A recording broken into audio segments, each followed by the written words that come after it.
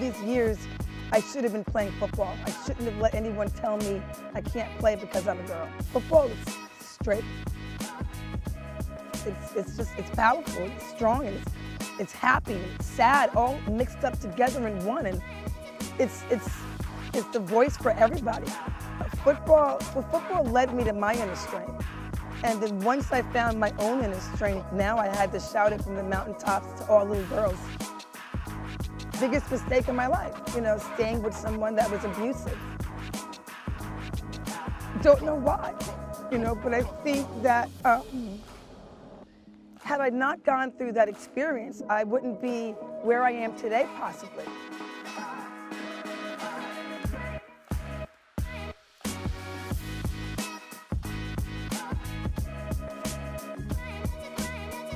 Coming through there just brought back so many memories. Is it memories from the New York Jets or football in general? Memories from the New York Jets. Yeah, when I'm on a stadium, on a field like this is all about the New York Jets. Women's pro football doesn't have anything remotely close to like this, this kind of excellence. Let me rewind a little bit. So when you were a kid growing up, who was the first person or an event that inspired you to go into football?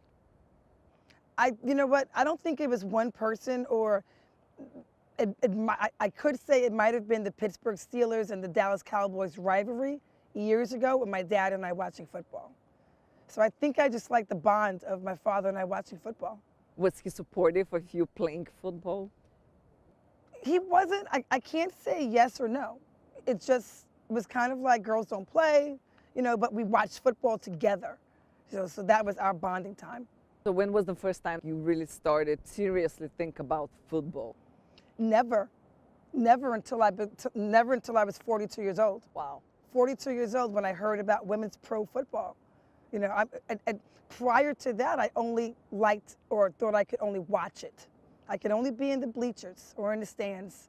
And when I heard about women's pro football, I was 42 and I took it seriously at that point. Football seems very charged, that word for you. What does it represent, really? Strength. Why do you think you need that strength? I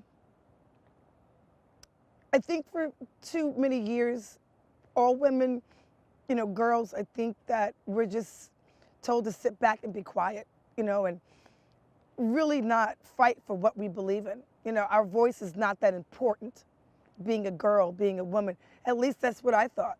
I just kind of always thought if I was somewhere, I was allowed to be here. And I think football let me know I can go anywhere I want.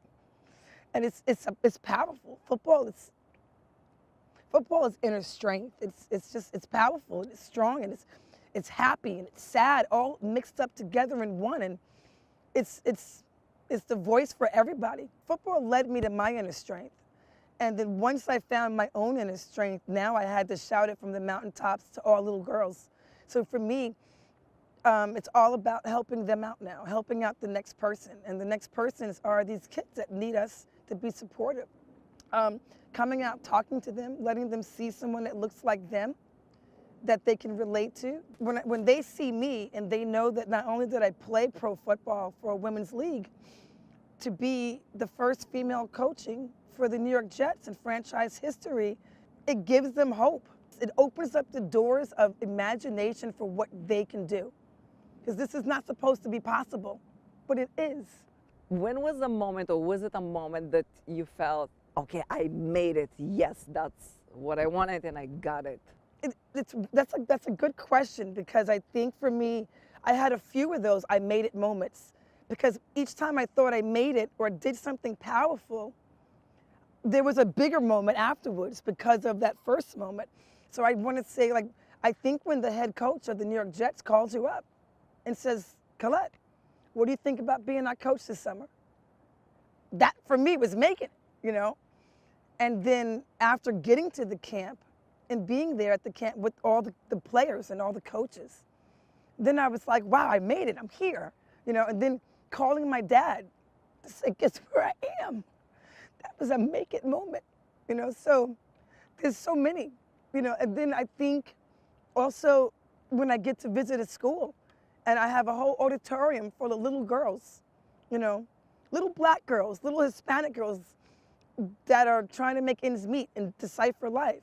And I'm talking to them, then I made it. So it's like all these moments are each little moment just makes bigger times, that are positive.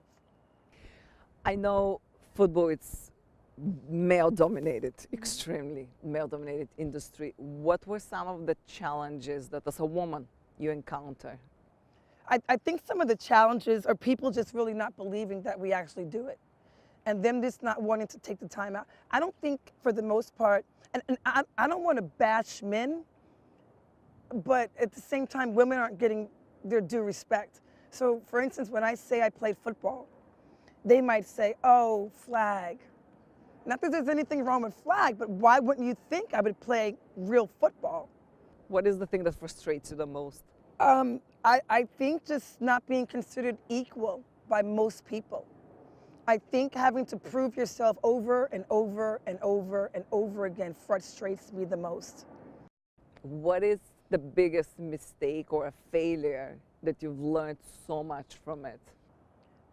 I think choosing the wrong guy to date. Biggest mistake in my life, staying with someone that was abusive. And I didn't leave.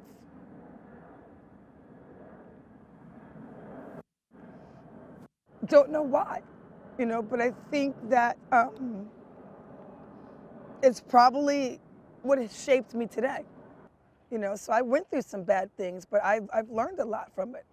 I've been appointed the ambassador for the National Coalition Against Domestic Violence, and when I visit schools, I talk about it. I talk about this to the boys and the girls. If someone is doing you wrong in the very beginning, it's not a good sign. Follow your instincts. If you pick one day out of your life that you want to relive again, which day would that be? I think being back out on the football field playing football on a happy note. On a sad note? And then on a sad note, I think, wow, on a sad note, I would go back to the day when I was first raped. You said first. Yeah.